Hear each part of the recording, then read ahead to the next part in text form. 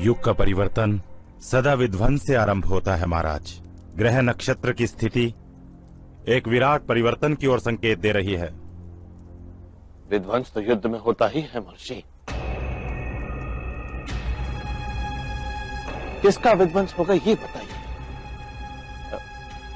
मेरे पुत्रों को क्या होगा? मत्स्य अवतार की कथा का स्मरण कीजिए महाराज। जब ईश्वर ने समग्र पृथ्वी को जल में डुबो दिया था, तब भगवान मनु ने ईश्वर की शरण ली, तो केवल वे ही जीवित रह पाए। उसी तरह इस युद्ध में भी उन लोगों का नाश निश्चित है जो ईश्वर की शरण में नहीं है। यदि आपके पुत्रों ने ईश्वर का त्याग करके ऐश्वर्य का मोह किया है, तो उनका वध निश्चित है महाराज।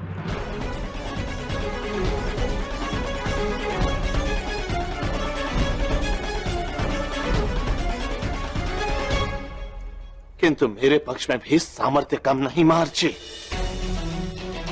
महामहिम भीष्म, महागुरु द्रोण एवं महारथी कर्ण जैसे महायोद्धा मेरे पुत्रों के रक्षण हेतु रणभूमि में खड़े हैं। मंगल, बुध, शुक्र, शनि, राहु, केतु, सूर्य एवं चंद्र, इन ग्रहों के आगे कोई शक्तिमान नहीं होता महाराज।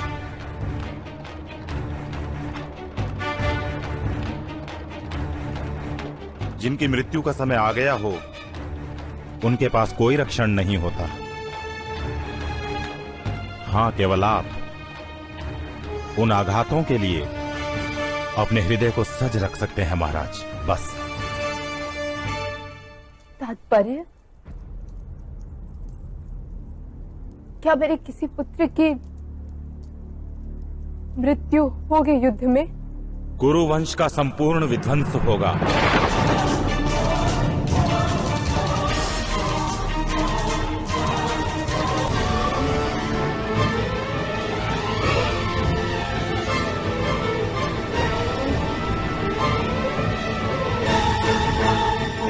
केवल वे ही जीवित रहेंगे जिन्हें ईश्वर की रक्षा प्राप्त है। किसे प्राप्त है ईश्वर का रक्षण? उत्तर दीजिए महर्षि। क्या मेरे पुत्रों को ईश्वर का रक्षण प्राप्त नहीं? यदि होता तो आपके हृदय में इतना भय, इतनी चिंता व्याप्त नहीं होती महारानी।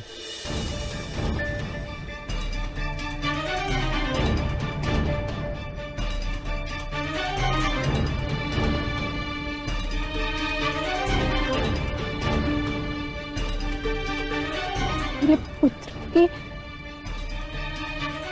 मृत्यु होगी?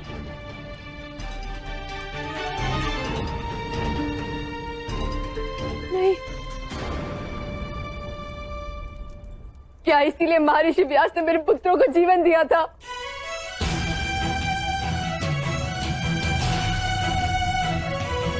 मेरे पुत्रों को जीवित रखने का कुछ तो उपाय होगा ना महर्षि?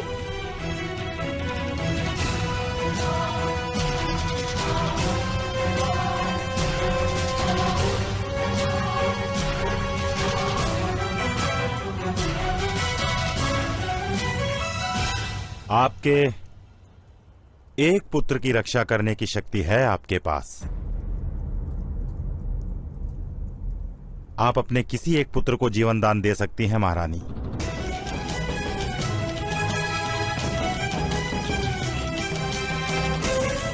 एक पुत्र को?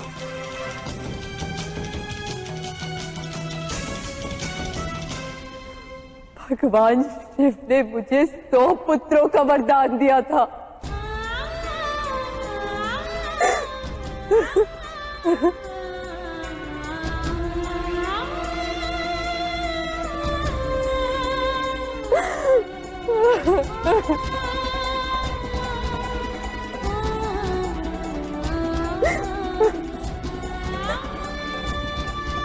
तो पुत्र मेरे पति के साम्राज्य का निर्माण करने वाले थे।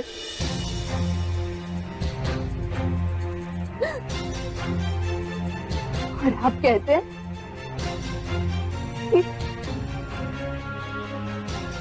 मैं एक खुशी में देख सकती हूँ।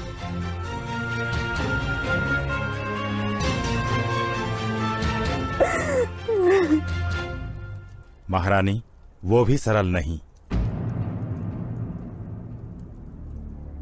किंतु एक योग ऐसा है जो कुरुवंश के एक उत्तराधिकारी को जीवित रख सकता है।